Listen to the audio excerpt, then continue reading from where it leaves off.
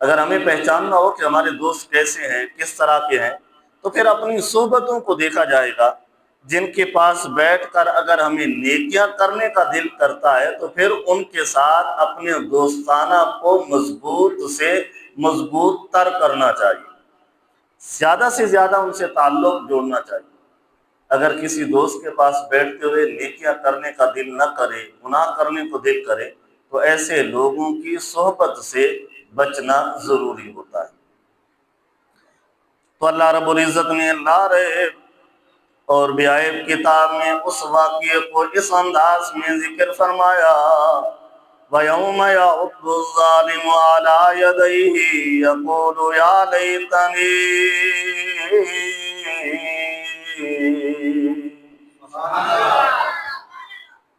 وہ شخص جو آج صحبت کی وجہ سے دائرہ اسلام سے خارج ہوا، ایک وقت آئے گا اپنے ہاتھوں کو کاٹتا ہوا نظر آئے گا، یقول یا لیتنی اتخذت مع الرسول سبیلا، اور افسوس کرے گا کہ جو مجھے اللہ کے نبی کا راستہ ملا تھا اسے میں نے کیوں چھوڑ دیا ہے۔ آگے میرے رب نے فرمایا، یا ویلتا لیتنی لم اتخذ فلانا خلیلا، اور افسوس کرے گا کاش کہ میں ایسے شخص کو اپنا دوست نہ بناتا، لقد اضلنی عن الذکر بعد اذ جاءنی، کہ جب میرے پاس نصیحت آ چکی تھی، جب میرے پاس اچھائی آ چکی تھی، اس دوست کو ملنے کے بعد وہ اچھائی بھی میرے لیے گمراہی بن گئی۔ وَقَانَ الشَّيْطَانُ لِلْإِنسَانِ خَذُولًا، کہ یہ شیطان کتنا انسان کا دشمن ہے جو اسے سیدھے راستے سے بھی ہٹا دیتا ہے۔ اب اس قرآن پاک کی آیت میں یا ویلتا لیتنی لم اتخذ فلانا خلیلا، کاش کہ میں فلاں شخص کو اپنا دوست نہ بناتا۔ ہر اس دوست سے، ہر اس ساتھی سے بچنا ضروری ہے جو بد مذہب ہو، جو بد مذہبی پھیلاتا ہو، جسے دین کا علم نہ ہو پھر بھی ہمیں دین کا راستہ دکھا رہا ہو، کیونکہ اسے علم نہیں کہ کون سی روایتیں، کون سی آیتیں منسوخ ہیں، کون سی آیتیں ناسخ ہیں، اور حدیث کے بارے میں اسے علم نہیں کہ یہ حدیث کب کس وقت بیان ہوئی تھی، کس وقت اس کا حکم ختم ہو گیا تھا۔ بس صرف بخاری لگا لینے سے ہر ایک بخاری شریف کی حدیث پر عمل بھی نہیں ہو سکتا۔ بخاری شریف کی جتنی بھی حدیثیں ہیں وہاں پر عمل ہر حدیث پر نہیں ہو سکتا، اور کچھ وہ بھی حدیثیں ہیں جو حضور صلی اللہ علیہ وسلم نے مکہ شریف میں رہ کر بیان فرمائی، اور کچھ وہ احادیث ہیں جب حضور صلی اللہ علیہ وسلم مدینہ طیبہ میں تشریف لائے تو اس وقت بھی موجود تھی۔ اور اسی طرح سے قرآن پاک کی بھی بے شمار آیتیں ہیں جن کی ہم تلاوت بھی کرتے ہیں، پڑھتے بھی ہیں، پڑھنا بھی ثواب ہے، دیکھنا بھی ثواب ہے، لیکن ان آیتوں کے مطابق عمل کرنے کا ہمیں حکم نہیں ہے، ان پر عمل نہیں کر سکتے۔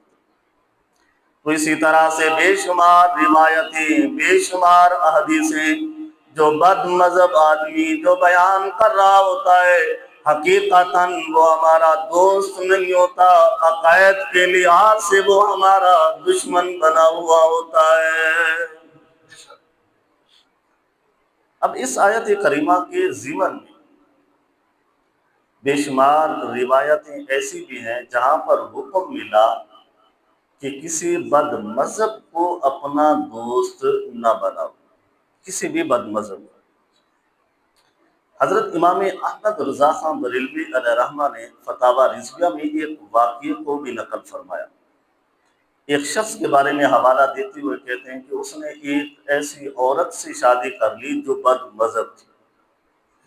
اور اس کا نظریہ یہ تھا کہ میں اس سے شادی کر رہا ہوں، شادی کرنے کے بعد میں اس کو سیدھے راستے پر لاؤں گا۔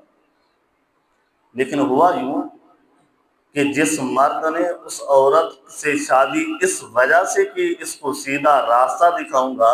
حالات پھر یہ بنے وہ خود بندہ بد مذہب بن گیا تھا۔ جیسے فی زمانہ ہم لوگ بھی تو یہی سوچتے ہیں نا، فلاں بندے کو سیدھا راستہ دکھا دیں گے، فلاں کو سیدھا راستہ بتا دیں گے۔ حقیقت پھر کبھی کبھی الٹ بھی ہو جایا کرتی ہے کہ جو بندہ سیدھا راستہ دکھانے جا رہا ہوتا ہے وہ خود اس کے راستے پر چلا جاتا ہے۔ تو اسی طرح سے کسی بھی ایسے بد مذہب استاد سے بھی دین کی تعلیم لینا بھی جائز نہیں ہوتا۔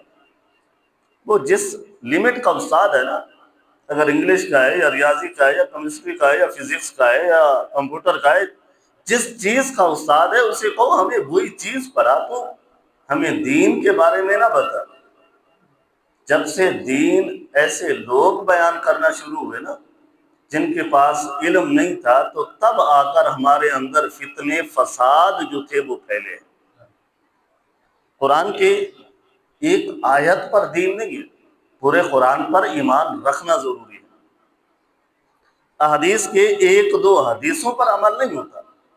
پوری احادیث کے مجموعے پر عمل کرنا ہوتا ہے، اور پھر ہر حدیث کو دیکھا جاتا ہے یہ احادیث ہے یا کسی صحابی کا قول ہے، یہ اس حدیث کے ساتھ تعلق کیسا،